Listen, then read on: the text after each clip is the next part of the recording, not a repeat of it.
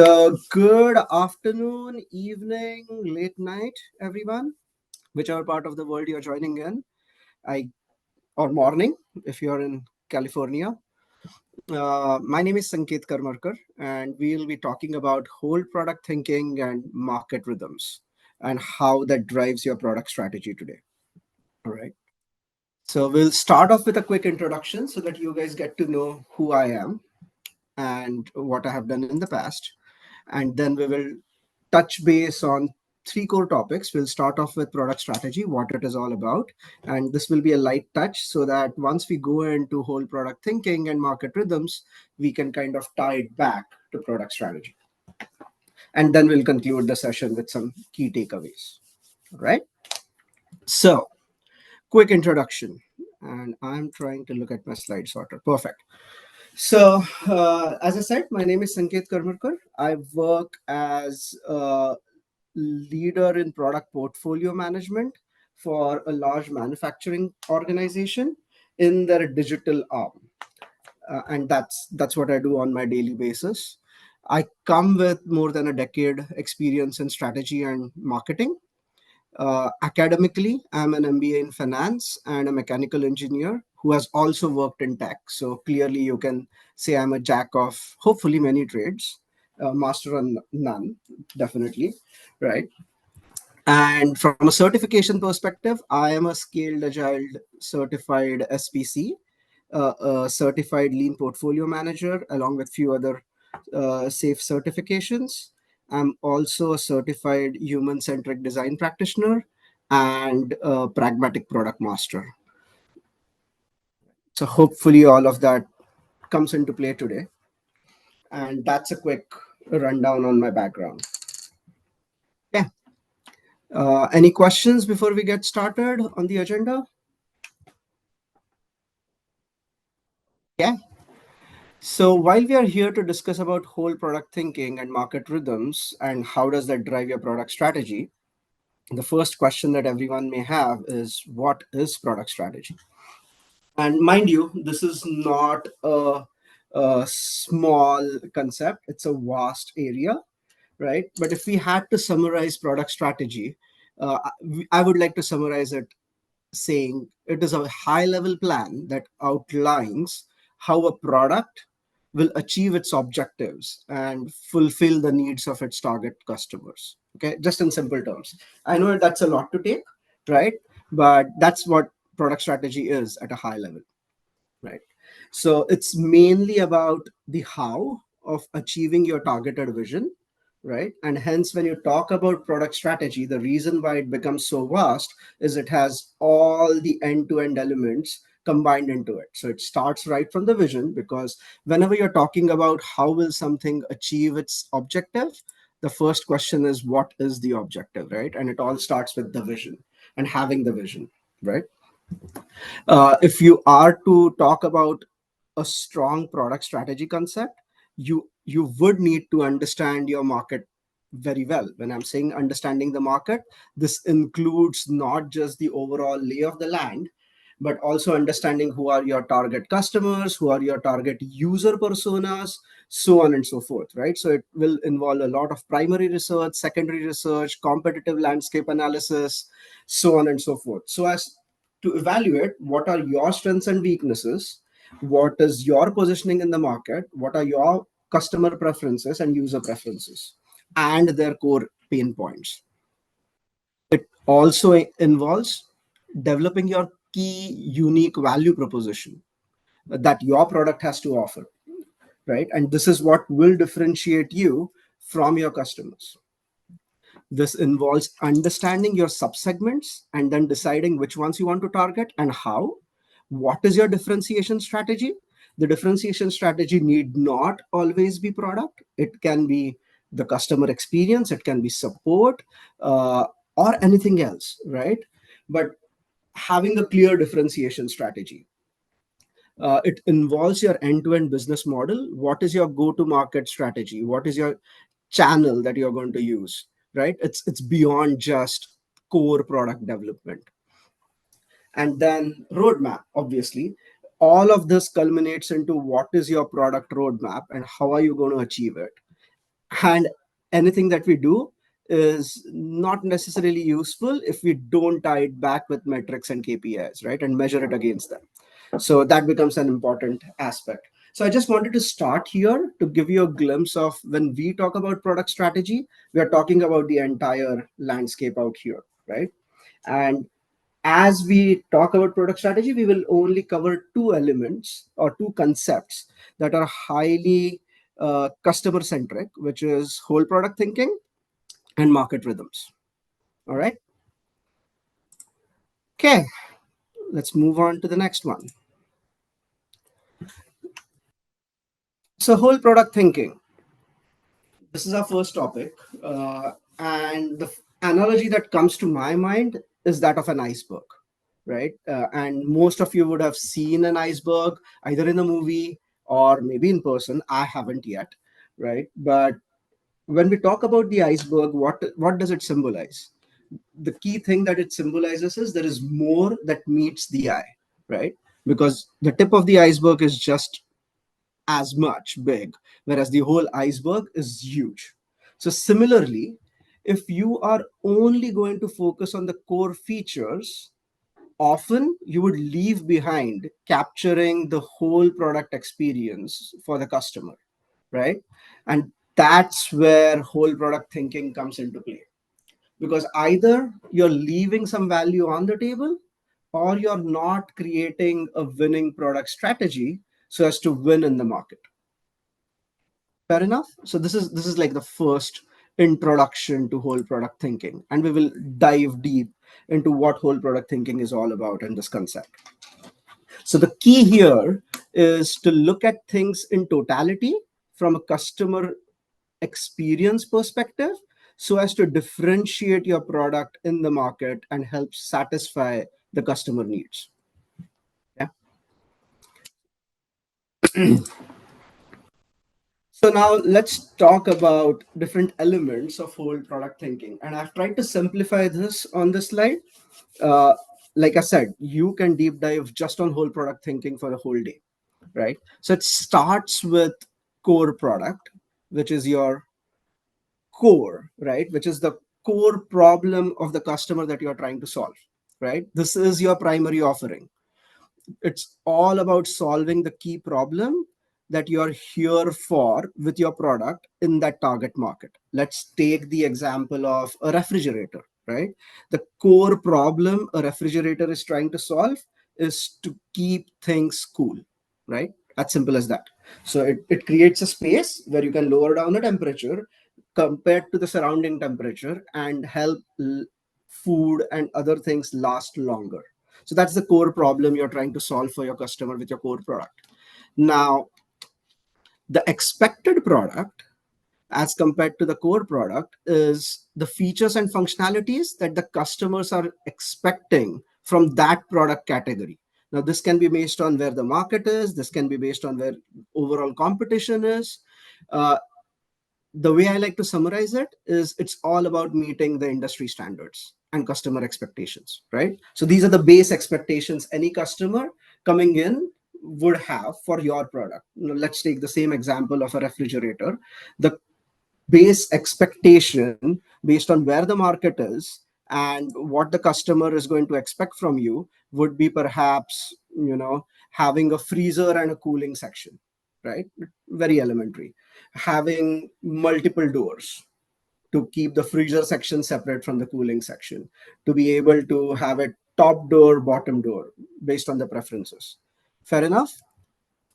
So that becomes your expected product. Now, this can be driven by multiple things. This can be industry regulations that are driving it. This can be just the competition based on what the offering is, or the overall evolution of where that product category is. Okay. Having said that, the core product is your most important thing to start with because that is what the customer is coming to you for its core problem to be solved. Okay.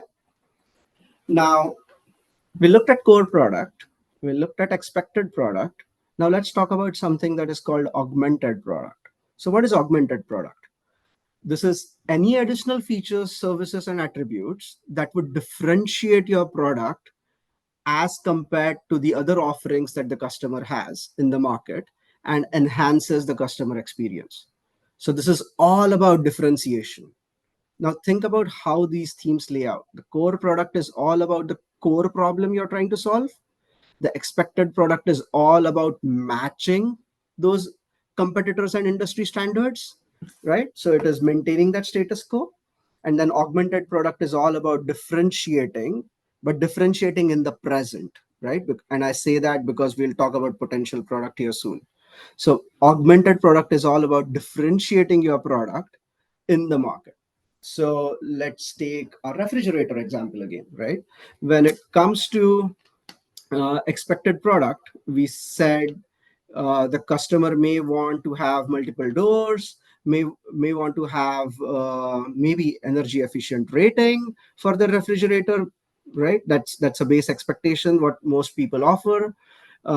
May even expect different sizes based on the countertop depths, right? Whereas an augmented product in this case would be having a refrigerator, and I'm talking more for the US market per se, having a refrigerator that's connected to Wi-Fi and would give me diagnostics features, right? So it would tell me that, hey, there is something wrong with the refrigerator, it's not cooling, and this is the problem, and you would need to call the technician, right? Versus waiting for a technician to come, then diagnose it and tell you it was a small problem. As an example, the bulb was out, or your compressor is damaged, so on and so forth. So that becomes your augmented product. This is the set of features based on which you would differentiate yourself from the competition. And these are some live examples I'm taking from the market, right? You have refrigerators that tell you diagnostics. In fact, 3 years ago, when I went out to buy a refrigerator, that was one of the key features based on which I went for a particular company product versus someone else, right? Everyone good till now? Any questions? All right. Okay. So, should we always design for augmented product? Yeah, we should be looking for how do we differentiate our product in the market. But I often get asked is at what cost? Should it come at the cost of not designing the expected product? Absolutely not. And this is where product strategy becomes the balance between how do you allocate and where do you focus and position your product, right? And if you let's talk about some other concepts first, and we'll talk about additional examples beyond refrigerator if needed. So there are additional concepts, right, beyond these three.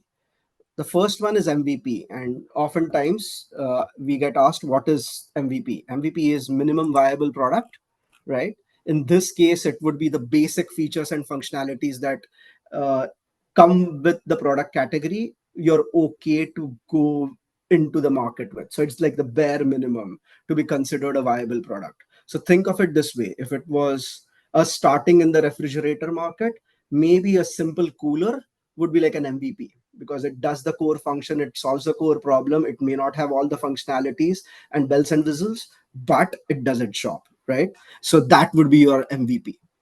Whereas a potential product is all the way across the other side of the spectrum, right? We talked about meeting the standards, we talked about differentiating ourselves from the competition. Now we are talking about one step further, anticipating, right, what are the future enhancements or developments that could further differentiate our product and expand its capabilities, right? So this involves understanding what is the trend with the market, right? What may be the future needs of the customer. And this is where having a thorough market understanding comes into play, right? You really need to understand your user persona to be able to anticipate what are the key problems that are not solved today that I can start working on to be able to differentiate in the market in the future, right? This is also a way of maintaining your competitive advantage, right? So as product strategists, you would always be really understanding your market and looking at what is it that I can bring from the potential product category and add to my product line so as to maintain my competitive advantage if, let's say, I'm one of the leaders in the augmented product category, right? So let's take the refrigerator example, right? And again, this will be dependent on what market we are targeting. I'll focus on the US market, for example. Maybe a feature that is part of potential product in our refrigerator example can be something like, can the refrigerator detect my milk cartons, right? And detect based on when my number of cartons go down, just auto orders the milk, right? It's not a feature that I have at least found till now. But knowing the market, your grocery stores are typically 10 to 15 minutes drive, which means you would waste 30 minutes if you're out of milk. Can it start monitoring my milk and place the order? This is just one use case I'm giving, right? Uh, Anyone can think of any other use case, and feel free to chime in, guys. I want it to be more interactive, but maybe you can think of something else, right? If I were in India, maybe this was not my use case because the grocery stores are maybe just down below where I live, right? Or just a minute away. Or the grocery store guy delivers it to my house within 5 minutes. So maybe that's not even a use case for me. So again, understanding your target market and user persona is key when we are talking about potential and augmentation. Anyone? Oh, make a shopping list. That's a good one. That's a good one. I hope something happened with my video. So I'm trying to, yeah, I'm back. Okay. Yeah, Chanchila. That's a good one. Making a shopping list. I wish, right? Like, detect what veggies are getting out of stock and just put it in your shopping list, maybe integrate with Alexa and ask you whether it wants to order them, and just order the groceries out. Even better, right? So another, which I have started seeing in the market with diagnostics, is air filter replacement. Detect the life of the air filter, right? And then just auto order air filter. Now, these are also your opportunities to embed additional services, right? So, if I'm a refrigerator manufacturer and if I've created and anticipated a future need, it's also my opportunity to expand my services in certain cases and say, hey, how can I start solving this problem while also charging the customer or selling more of my parts and services or integrating with other third party, so on and so forth. So these also become your monetization potential opportunities, right? uh, yeah, maybe control temperature automatically based on content. That's a good one, Shantanu. Yep. So I already see, right? This has got you thinking. What we should be doing is think from our own product perspective and whatever product you work with today, and think about what is the potential product feature that we would like to offer in our market, right? And do we really have that depth of understanding of our market and our user personas to be able to come up with those? And many a times, now this concept might look simple, but many a times your product strategy will get influenced based on what you come up with from an analysis perspective, and then how you analyze that product feature and whether it's viable, and then that would just differentiate you in the market. Think of one company that comes to my mind in recent years is Tesla, right? They really understood that there are some use cases that would be in the potential product category, and if done right would really differentiate them, which is the autonomous driving, right? They came up with this. It's not that other companies had not attempted it, right? But they were the ones who really could bring it out to market, at least in beta version, right? And really sell this to their customers, who perhaps at that time, if you were going for a car few years ago, you were not looking necessarily for those features as expected or as differentiating as well, right? But this is the power of having a vision, having a good product strategy, and bringing it to life. Does that help? By the way, I don't know if anyone here drives a Tesla. I'm a big fan of Tesla, right? And I know there are debates on, some people hate it, some people like it. But just from a product strategy perspective, there are some neat things that these guys have done in the market. Okay. All right. Now, there is also a concept called anti product. And depending on which literature you read, you might find it, you might not find it. In some cases, you may find potential product, you may not find potential product. But I like to cover this.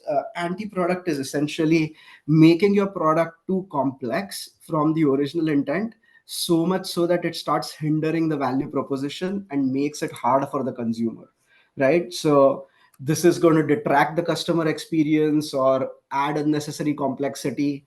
Maybe an example that comes to my mind is, what if I add a food processor in my refrigerator, right? If I come up with this wild concept, right, it might be an anti product, because then I'm going to make that refrigerator really hard from cleaning perspective, right? So on and so forth. Maybe if I can make it work, great. But generally speaking, it might be a anti product concept.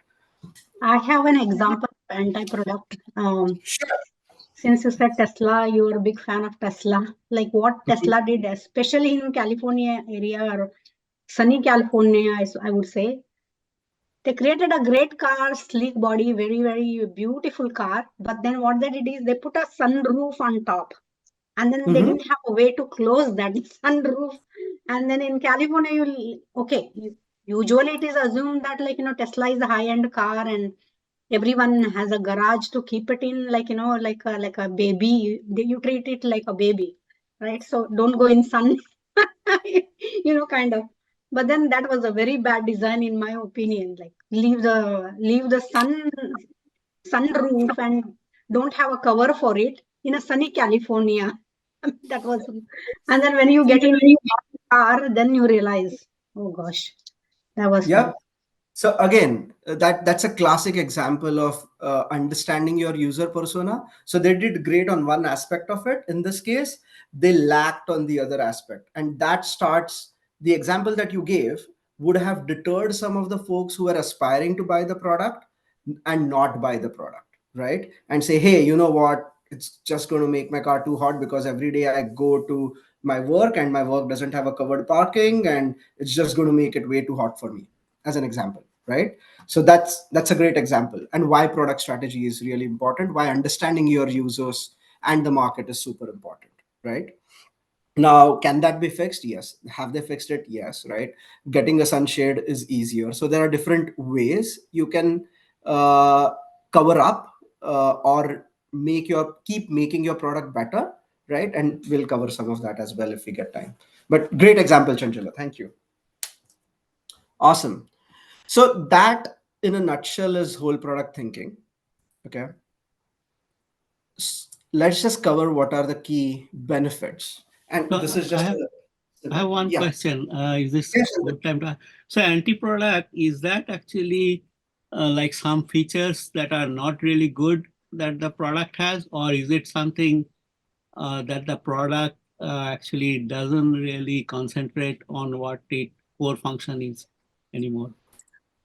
I would say a combination. I would say it's features that you have designed. Let me go back to the slide. Yeah. So it's features that you have designed, uh, attempting to either augment or create, go in the potential product category, but are essentially adding to so much complexity, as an example, or hindering the overall customer experience that your overall product itself becomes less lucrative for the customer.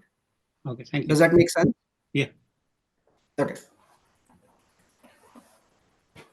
Okay. All right. So we were going to talk about benefits of whole product thinking. And these are just some of the benefits, right? Just to sum it up. One is definitely increased customer focus and satisfaction. So if you consider the entire customer journey, you would end up with features that truly enhance the customer experience. And you know what happens if you're continuing to solve the core problem but also enhance the overall experience, you are going to get more customers, you're going to get more customer satisfaction and perhaps a repeat rate of customers, right? It will drive holistic product development for you, right? So if you have whole product thinking approach, this is going to ensure collaboration across your different functions, be it design, marketing, engineering, so on and so forth, to create that cohesive product experience. Okay. It's no longer just build it and throw it over the wall. There is a potential to reduce the failure rate of the product, right, in the market. Again, links back to, if you have really touched and solved the key pain points for the customer and made a stellar product, there is less chance that it does not align well with the market expectations, right? So there is less chance that it will fail. And then deeper customer understanding. The more you start applying whole product thinking, the more you try to really understand your customer, and the richer you get, be it your market understanding, your persona understanding. And I hope most of the folks on this call understand what a user persona is, or a buyer persona is, right?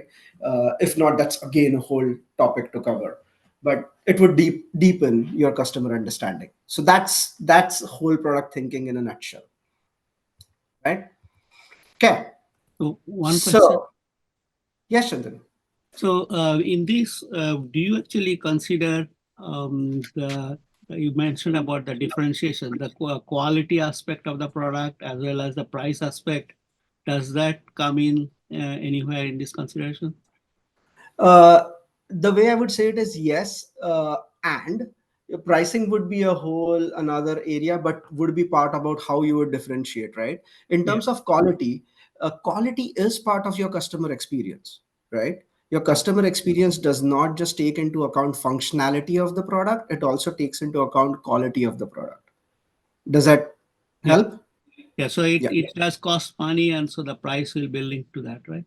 Exactly. So, and that is why when we covered product strategy, that is why I started with that slide to say when you talk about product strategy, it's a vast field covering end to end, right? It covers everything. And these are Okay. just some of the concepts that help you drive your product strategy, right?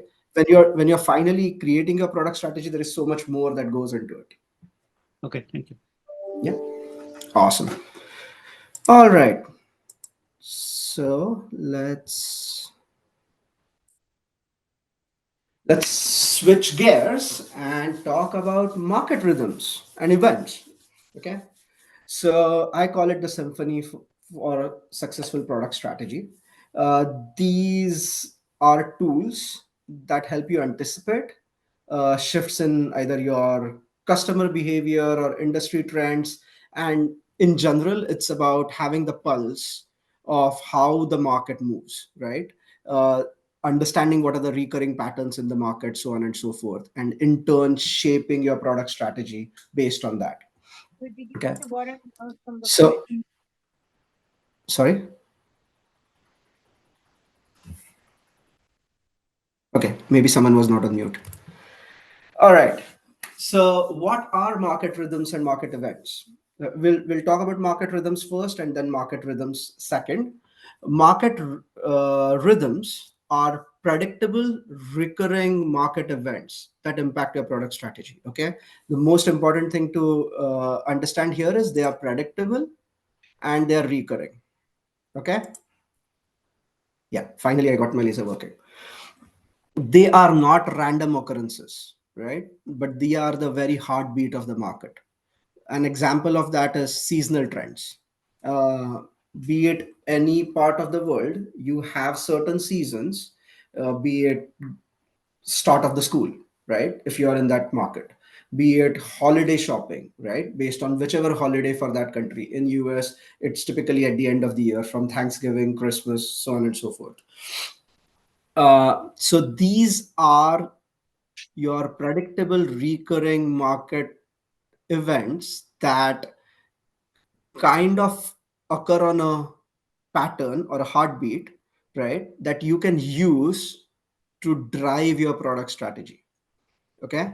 Whereas market events are one time occurrences that have the potential to disrupt your market landscape, right? These can be major product launches, right? Or best example is regulatory changes. Think of if you're in the manufacturing engine side of the world, emissions regulation change is a big market event, right? It has a potential to disrupt things, and that is going to have a big impact on your product strategy. Does that help till now? And we will look both of these, right, with an example. But the gist is you have to remember market rhythms are predictable recurring patterns, market events are one time occurrences, right? Simple as that. And then let's look at a example here in a second. All right. Okay, so from a product strategy perspective, how does that play out? Let's, before we see the example, let's try to understand the axis. On the x-axis, I have time, and think of it as quarters, but months within quarters. And on y-axis, I have impact, right? Uh, the lower you go, it's lower value, like lower impact. The higher you go, it's high impact, right? Now we will try to understand how market rhythms and market events play a key role in deciding when you would want to launch in the market, right? Think of it this way. When we talked about whole product thinking, we talked about devising the what product, what feature, what service, what experience. Right now we are more focused on the when to do that, what is the timing for doing it, so on and so forth. So let's take the example, because we talked about refrigerator, so let's take the example of the refrigerator market. Now this is just me scribbling a line, okay, so it's not perfect, but assume that the refrigerator market, and let's say the US refrigerator market, right? If you look at it from an impact perspective, generally, if you go towards end of Q1, let's say the spring season, right? This is when you have a lot of folks cleaning out their garages, cleaning out their houses, making renovations, starting to get ready for summer, and in many cases, starting to go and buy appliances, right? So that's one place where you would see a spike, right? Similarly, if you go towards the fall season or start of fall, you would see a lot of folks either finalizing and making the move before the school season starts, universities starting. So you have a lot of students that are going into the dorms, parents helping them set up, and maybe shipping the old refrigerator there or buying a new one for them, so on and so forth. So typically in this time frame, you would see another peak for this market, right? And again, I'm just trying to show you what that seasonality of a refrigerator market is, right? So for our example, we'll just assume this is the seasonality of the refrigerator market. Everyone good till now? Okay. So So another one, I don't know whether it's mainly about refrigerator, but a lot of the shopping people do during Christmas. yeah, I don't know whether they actually give a gift of refrigerator or not, but that's yeah. actually is a huge time. I think people are expected to buy a lot of things. That's a fair point, Shantanu, right? And what I've done is I've tried digging in a little on the refrigerator market, and based on which I drove this curve. The shopping season you said is like a great example to give for electronics, as an example. People wait for the Black Friday sale, right? To Yeah. have a computer or a phone, so on and so forth. So, to your point, let's look at another example. Let's say I'm in the cola market, right? Which is a large B2C market. How would my curve look? Something like this.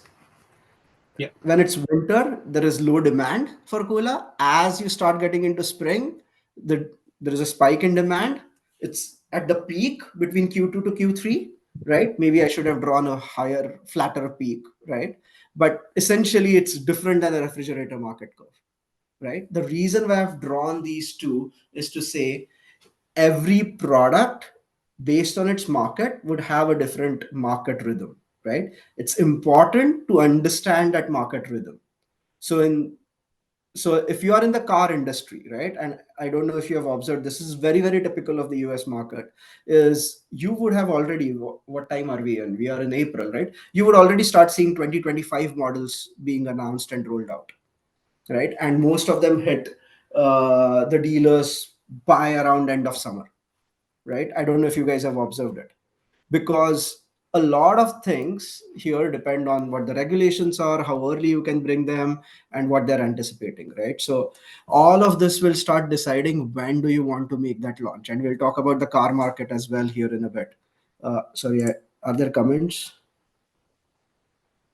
I'm not able to see it, so maybe I'll touch base on them here soon. Okay. Okay, I It did pop up. Awesome. I So how I can often? read it for you. I can read the message for you. I just see it, Chanchala. This is great, right? So how often is it recommended to embed customer feedback to tweak product strategy? Oh, good question. And I'm going to give a little so this is how I look at it, right? Whenever we are talking about customer feedback, the best answer is whenever it's relevant and all the time, right? So you would want that customer feedback to flow in all the time. You would want to assess shifts in pattern all the time.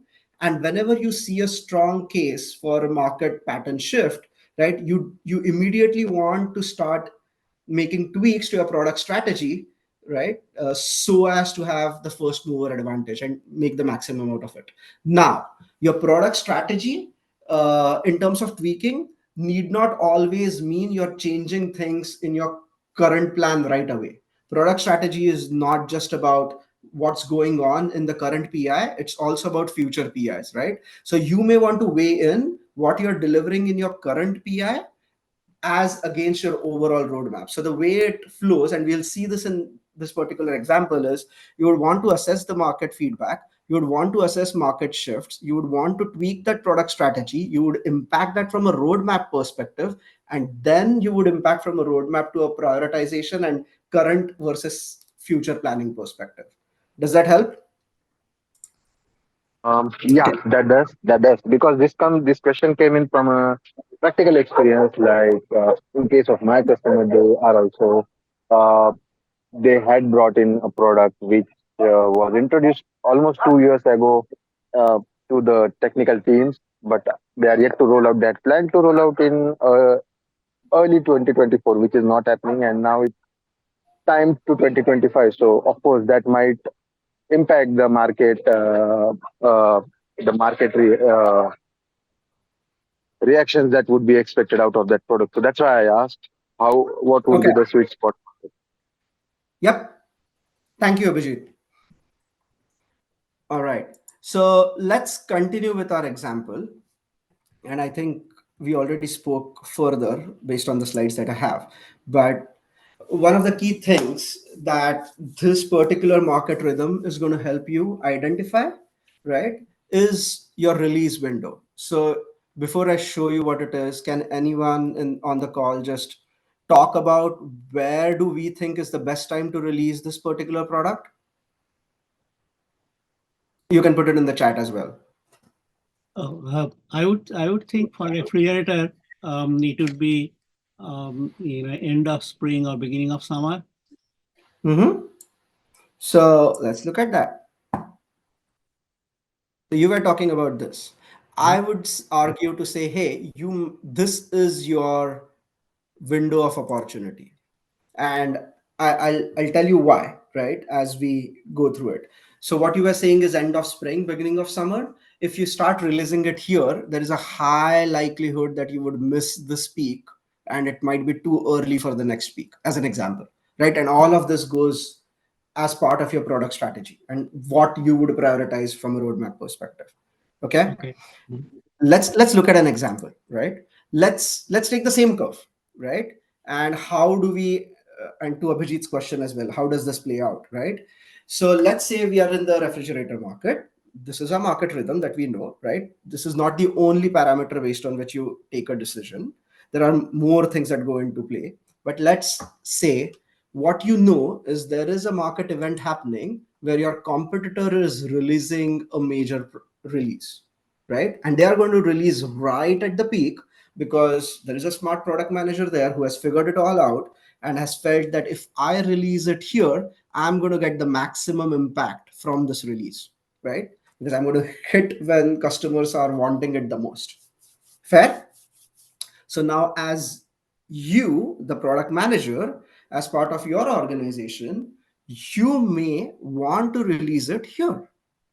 Fair? And this again, either you may want to do it much earlier here, but definitely you're still targeting that window of opportunity for your release.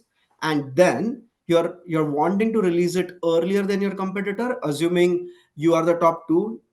in this case, I've assumed they are the market leaders, you are number two, you want to come ahead of them and try to swoop the market before people have more information to make that decision, as an example.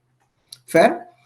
Again, all of these parameters go into your product strategy. Now, does this stop here? Not necessarily. The reason why I said is this I've talked about is a market release. You have to really understand not just your user market, but also your channel. What is your channel strategy, right? What is your manufacturing strategy, so on and so forth. So if you are in the refrigerator market, there is a high likelihood you are doing a B2B sales to one of the large retailers, right?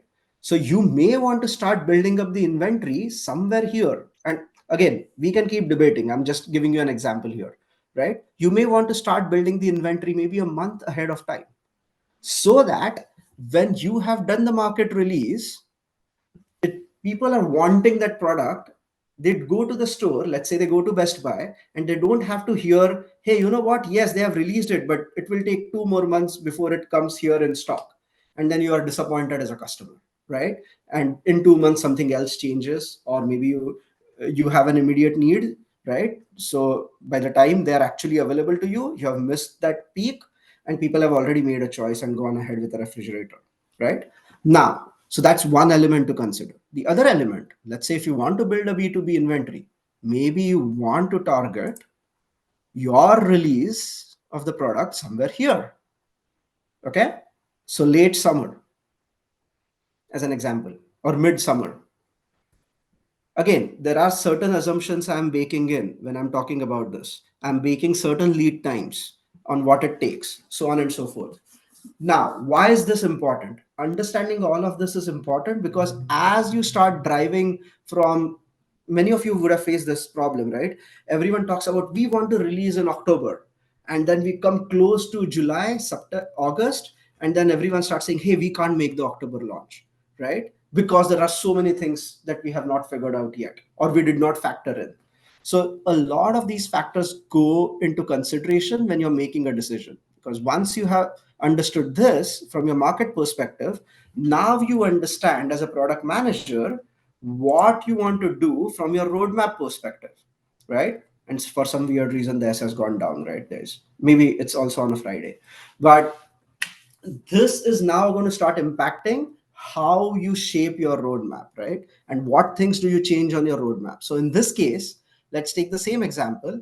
If I didn't take these information points into account, I would have said, hey, a lot of development in Q2 was also great for my PI, right? But with this information in mind, I'm going to prioritize more about this release around Q1 versus pushing it out into Q2, right? So this is going to impact my roadmap. This is going to impact what I'm going to prioritize for the current as well as subsequent PIs. So this also touches on the earlier questions that we had. Does that help?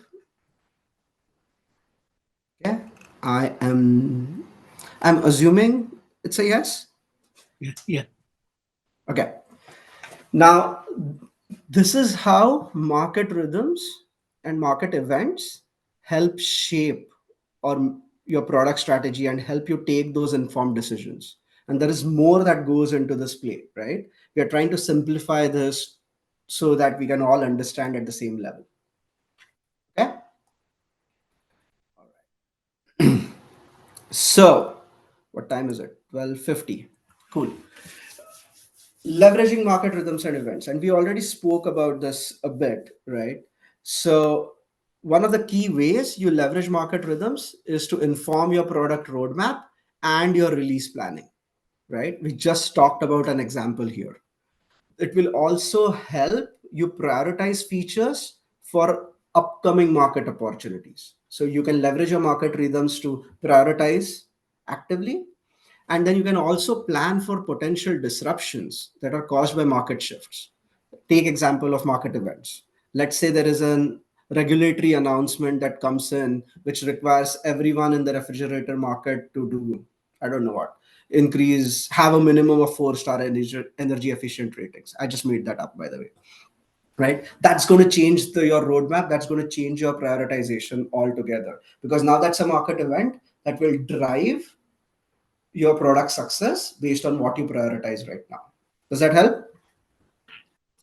Okay. All right. So these were the two concepts we wanted to cover. Let's quickly summarize, right? Whole product thinking. It's all about considering your end-to-end customer experience, right? All aspects of the customer experience, from core features to user design to beyond just product development, support, so on and so forth. Whereas market rhythms, it's all about understanding the recurring market events and patterns and how do they impact your product strategy. So the key call for action here is for everyone on this call, contemplate on what your product strategy is. Think about how are you going to apply these concepts within your organization as part of your role, right? How are you going to integrate whole product thinking as part of your product development? How are you going, and have you identified market rhythms that are most relevant to your product? If so, how are you going to leverage them to your advantage? And that's what I had. Thank you. Questions? Yeah, I have a question. So some markets, like you mentioned, Tesla, the EV, or even the latest features, they always, I mean, Elon Musk is particularly good in actually giving a grand vision, Mm-hmm. which might be like really years away, but he says within 2 3 years he's going to do it, and Yeah. then it doesn't get done within the 2 3 years. But what it does happen is it actually energizes the consumers, that they are thinking, okay, we'll wait for Tesla to bring out this all of these features and then we'll buy it. But then the competitors, as a competitor, what do you do? Is that a market event that you need to actually think about? Okay, if Tesla comes out with this in 2 3 years, what would be Yeah. my reaction to that? Yeah, so it's part of your data point to make that informed decision. It's an attempt to do both, right? He's trying to suggest a market event that may happen, which is what we looked at the refrigerator example, right? And then as a product manager, you have to anticipate that and decide how realistic is it. If it happens, what's the impact, right? Maybe not 100% of your pie, your share of wallet is going to get impacted by that, right? Maybe it's 25%, so on and so forth. So based on that, you might decide, hey, if do I really need to have that feature? Is he trying? And most of the times, when the example you gave, Shantanu, he's trying to impact here, right? And he's Yeah. trying to drive that to making it his augmented product. And in some cases, even typically the flow is like this, right? It starts with potential that becomes your differentiator when it's real. That differentiator over time becomes expected product, so on and so forth. So he's trying to shift this expected product circle outward, as Yes. an example, and source is the augmented product. So as product manager, you have to understand what impact does it have on your market, right? How many percent people are early adopters versus late adopters, right? So there are more concepts that come into play here, and then you have to find your sweet spot to saying, oh yeah, I want to be one of the first movers here and take that advantage. Or, you know what, I'm going to ride the wave later. Think of Toyota in this case, right? They have clearly said, hey, uh, in terms of EV, Mhm. one part of your question that you asked, right? That we are only going to stick to hybrid for a long time, right?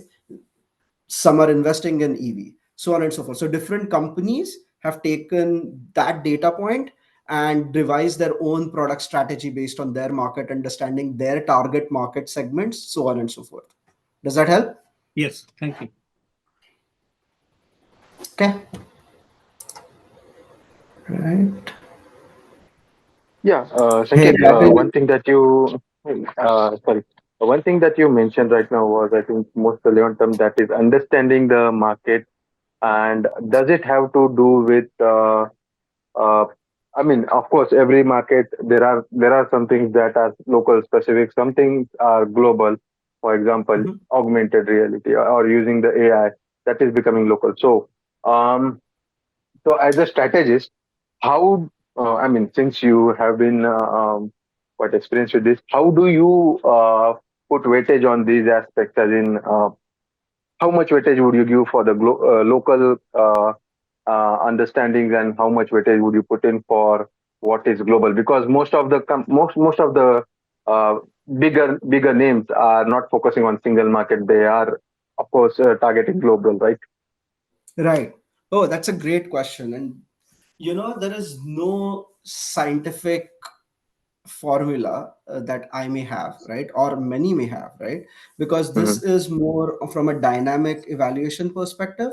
This would take into account a lot of other factors, right? Financials, as an example. When you talk about global, the last statement you made is most manufacturers are not restricted to one geography. Let's say they are not just selling in US, it's global, right? They would have to prioritize from a product strategy perspective. What are your cash cow markets, what are the markets wherein you're pushing technologies earlier, and all of that is based on the analysis you have done of what the market needs, which are your early adopters, so on and so forth. Also, how much is your share of wallet, and how much is the wallet size, right? When I'm talking wallet size, what is the spend from that market perspective, what is the willingness to pay of that consumer in that market. So if I True, take this true. example, uh, if I were a global manufacturer, there is a Mm-hmm. likelihood that some of these um, technology features I would introduce later in India market, as an example, because I know Absolutely. that the willingness to pay there, it's a more value conscious market as compared to a US market, right? Whereas if I go to Yes. China, it is a more technology conscious market. So they want the latest technologies out, and that's why the EV battle, or even otherwise, you would see a lot of digital features coming earlier Mm-hmm. in China as compared to other parts of the world, right? And this is just So true. generalization. I'm not saying this is true, but this would be analyzed based on your market, what you're selling, Mm-hmm. so on and so forth. Helps? Exactly. Yes, Yeah. yes, yes, surely. And yeah, thank you for that. Thank you. Great questions.